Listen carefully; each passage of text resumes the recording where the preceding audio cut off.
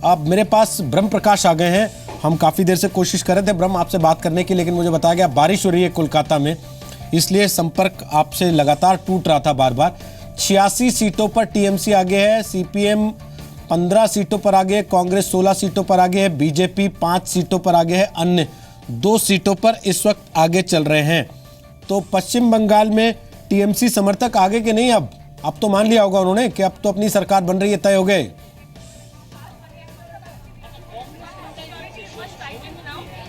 बिल्कुल रोहित, और सुबह से जिस तरह मैंने बताया था कि थोड़ा सा असमंजस था टीएमसी में और जो टीएमसी के नेता थे, लेकिन अब धीरे धीरे जैसे रुझान आ रहे हैं। और मैं आपको बाहर का नज़ारा भी दिखाऊं जहां पर ममता बनर्जी का आवास है, पुश्तैनी आवास में ही रहती हैं और सरकारी आवास में नहीं रहती हैं, तो बाहर का माहौल भी बदलने लगा है। इसके अभी कुछ देर पहले ममता बनर्जी के आवास से पत्रकारों के लिए चाय, नाश्ता और मीठा तमाम चीजें भेजी गई, तो माहौल भी टीएमसी के जो तमाम समर्थक हैं वो भी आसपास सड़क पर जमा होने लगे हैं। तो धीरे धीरे माहौल चेंज हो रहा है। मैं आपको रोहित ये बता दूं कि पिछली बार के मुकाबले 2011 के मुकाबले ऐसा लगता है कि कुछ ज्यादा बदलने वाला नहीं है। हालांकि इस बार कांग्रेस और लेफ्ट ने एक साथ मिलकर टीएमसी को हटाने की कोशिश की थी, ममता बनर्जी को हटाने की कोशिश की थी, लेकिन जिस तरह के रुझान है लगता है कि वही स्थिति बनेगी। पिछले 2011 में 184 सीटें टीएमसी को मिली थी, 42 पर कांग्रेस थी और 62 पर लेफ्ट थी। लगभग ऐसा लग रहा है कि दोनों मिलके भी लगभग उसी आंकड़े के आसपास ही रहेंगे, कोई ज्यादा अंतर नहीं रहने वाला है। जो अभी तक के रोहित रुझान है, लेफ्ट और कांग्रेस ने इस बार मुद्दा बनाया था टीएमसी सरकार का करप्शन, ममता सरकार का करप्शन, चाहे वो शारदा का घोटाला हो, चाहे मालदा में जिस तरह के हालात हुए थे उसका मुद्दा हो, तो इस तरह के मुद्दे बनाए थे। और जबकि सरकार का जो ममता बनर्जी का जनता के बीच जो लेके गई थी कि विकास किया उन्होंने, 5 साल में काफी कुछ बदला है, विकास के एजेंडे के साथ ममता बनर्जी उतरी थी। तो ऐसा लगता है कि जो ममता बनर्जी का विकास का एजेंडा था, जो उन्होंने लोगों 5 साल में किया है, उसको लोगों ने एक तरह से स्वीकृति दी है। जिस तरह से रुझान आ रहे हैं वो यही बता रहे हैं। रोहित, चलिए हम अजय कुमार साहब के पास जाएं, कांग्रेस के नेता। उसके पहले सुषमा जी, मैं एक कमेंट आपसे लेना चाहता हूँ जहाँ बात हमने छोड़ी थी पहले। अगर युवा वाकई जैसा सुमन जी कह रहे हैं इतना एक्टिव है, इतनी सारी चीजों को उसका एक्सेस हो गया, दुनिया भर पर वो नजर रखता है मोबाइल के जरिए, इंटरनेट के जरिए, वो ये सारी चीजें नहीं देखता क्या? देखिए, वो युवा अगर इस वक्त क्या देख रहा है, युवा ये देख रहा है कि मुझे रोजगार मिल रहा है कि नहीं, ये सबसे बड़ी बात है। अगर कोई एक है जो नौकरी दे पा रहा युवा को इस वक्त नहीं, क्योंकि जो ग्रोथ जो है अभी दिखाई दे रही है, जॉबलेस ग्रोथ है। एम्प्लॉयमेंट का जो डेटा दिखाई दे रहा है उसमें एम्प्लॉयमेंट की जो डेटा वो कम घटती जा रही है एम्प्लॉयमेंट। हालांकि ये नहीं है कि आपको ग्रोथ नहीं हो रहा, ग्रोथ आपके सर्विसेज सेक्टर में आ रहा है, आपको कुछ ग्रोथ तो हो रहा है, लेकिन ओवरऑल अगर आप एम्प्लॉयमेंट की तरफ देखें, डेटा जो दिखाई दे रहा है वो एक्चुअली कंट्रैक्शन हो रहा है एम्प्लॉयमेंट में। और देखिए, एलडीएफ अभी जो सुबह जिक्र कर रही है, एलडीएफ ने तो 25 लाख जॉब क्रिएट करने की बात की। और एलडीएफ को हम तो वोट जो देख रहे हैं तेजी के साथ जो रुझान जा रहा है, तो उसके तो मैनिफेस्टो का एजेंडा था कि हम रोजगार देने जा रहे हैं। तो रोजगार एक कोर इशू है, ठीक है, दे पाना या डिलीवर न कर पाना एक वजह हो सकती है, जबकि यूडीएफ ने तो इंफ्रास्ट्रक्चर को जोड़ दिया था। तो ममता को मेरे ख्याल लोग ये देख रहे हैं कि शायद वो ला सकती है, वो जो इतने सालों के जो लेफ्ट के रूल में वो ये वेस्ट बंगाल बिल्कुल ख़त्म हो गया था उद्योग के क्षेत्र में। वहाँ सारी जो इतनी बड़ी बड़ी कंपनीज वहाँ होती थी, सारी कलकत्ता से जाके बॉम्बे और चेन्नई चली गई थी। वो चाहते हैं कि ये वापस आए। हाँ, उनका एक तो वो फेलियर हुआ था, वो सिंगूर का जो उनका जो एजिटेशन था, लेकिन फिर भी उनमें अभी भी ये उम्मीद है कि ममता लाएगी, करेगी। और अगर आप कलकत्ता जाएं तो कलकत्ता में परिवर्तन है। कलकत्ता में जो अगर आप सड़कों पे चलें तो वो सफाई दिखाई देती है। अगर लोग मजाक करते हैं कि उन्होंने अपना जो रंग है वो सब जगह डाल दिया नीला, लेकिन वो चाहती थी कि उन्होंने ये कहा कि लंदन की तरह लगे हमारा कलकत्ता।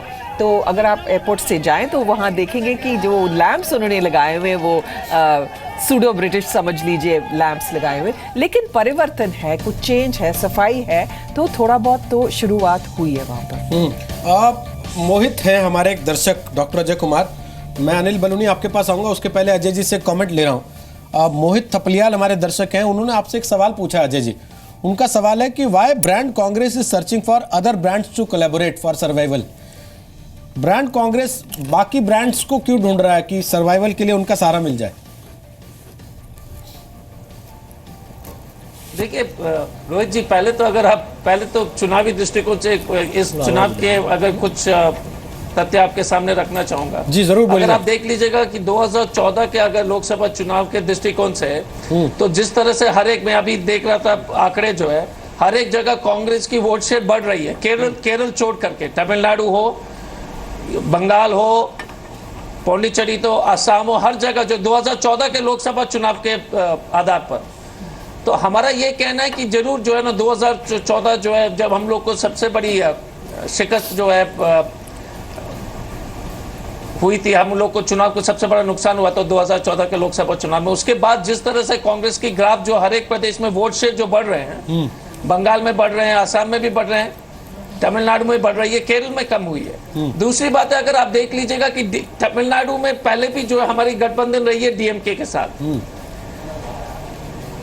ये एक्सपेरिमेंट जो हमारे आपके दर्शक जो कह रहे हैं, जो मोहित जी कह रहे हैं, वो सिर्फ बंगाल के बारे में था, लेकिन बंगाल में जरूरी इसलिए था क्योंकि जब अगर कांग्रेस और लेफ्ट अगर साथ में नहीं आते तो एक मजबूत ताकत टीएमसी को रोकने के लिए हम लोग ने ये प्रयास किया कि जिस तरह से पिछले 5 साल में अनेक जो है बंगाल में जो स्कैम हुए हैं, भ्रष्टाचार के लगातार आरोप ममता बनर्जी की सरकार पर चल रही है, हो रही है, शारदा स्कैम से लेके, फ्लाईओवर स्कैम से लेके अनेक जो स्कैम्स जो चल रहे थे, और जिस तरह से तानाशाही तरीके से जो सरकार चल रही है बंगाल में, उसको रोकने के लिए हम लोग को लेफ्ट के साथ एक मंच पर आना जरूरी था। और अगर आप देख लीजिएगा राष्ट्रीय स्तर में हमारी अगर नीति को अगर देख लीजिएगा, लेफ्ट और हमारे नीति में जो कम से कम किसान के मामले में, मजदूर के मामले में काफ़ी सिमिलैरिटीज है। तो सोशल वेलफेयर या सामाजिक कल्याण क्षेत्र में अगर हमारा जो विचारधारा है लेफ्ट से काफ़ी मेल है, और इसलिए हम लोग ने सोचा कि अगर बंगाल में ममता बनर्जी को रोकना है तो हम लोग को साथ में आने की आवश्यकता है। अब जितने उस उम्मीद के साथ उतने जो नतीजे उस अनुकूल रूप में तो नहीं, अभी अब जो शुरुआती रुझान में जो देख रहे हैं उस तरीके से नहीं आ रही है। लेकिन ये जरूर ये बात है कि अगर टीएमसी को और उनकी जो पॉलिसी को अगर किसी तरह से अगर रोकना है या जनता के हित में अगर काम करना है तो कांग्रेस और लेफ्ट को जो है साथ मिल करके बंगाल में काम करने की आवश्यकता है। सर लेकिन एक चीज तो है ना सुमन जी, कन्हैया रोहित वेमुला ये काम नहीं आया, इसका मतलब पोस्टर पे फोटो लगी थी असम में भी, और पश्चिम बंगाल में तो कन्हैया ने कह के प्रचार करने के लिए ऐलान किया था बाकायदा।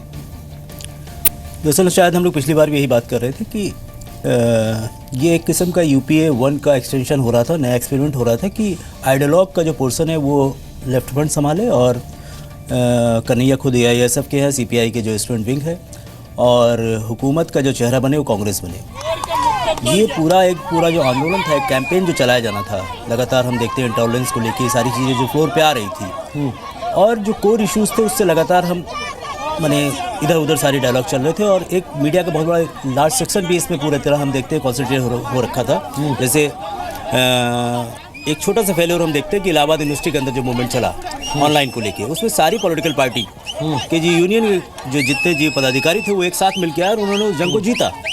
और हैरानी की बात है कि वहाँ का वाइस चांसलर जो है खुद जो है समाजवादी पार्टी और बीजेपी और आरएसएस के खिलाफ जो है मीडिया को बयान दे रहा है। मेरा ये कहना है कि जो यूथ था, यूथ के लिए ये बहुत इंपॉर्टेंट नहीं है कि आपने अतीत में क्या किया, क्योंकि वो मान के चल चुका है करप्शन जो है इस सिस्टम का हिस्सा है, और ये जो जनरेट हो रहा है इस सिस्टम के साथ हो रहा है, तो वो अपने लिए अपॉर्चुनिटीज की तलाश कर रहा है। मैंने एक राष्ट्रभक्ति की एक नई धारा हम उभरती हुई देख रहे हैं, जहां पर त्याग का सवाल नहीं कर रहा है, वो पार्टिसिपेशन की बात कर रहा है। हमें हिस्सेदारी दीजिए, हम अपनी भूमिका तय करेंगे, और जो लीडरशिप इसके लिए स्पेस दे रही है उसके वो करीब जा रही है। वो चलिए हम अजय जी से कमेंट ले, उसके पहले देखिए श्रीकांत आ गए हैं, बीजेपी के प्रवक्ता हमारे साथ। स्वागत है श्रीकांत शर्मा आपका।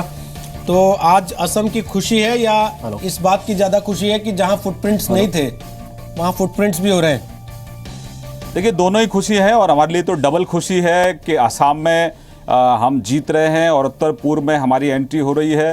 असम के अंदर कमल खिल रहा है और हमारे लिए एक माइलस्टोन ये असम का चुनाव साबित होगा उत्तर पूर्व के लिए।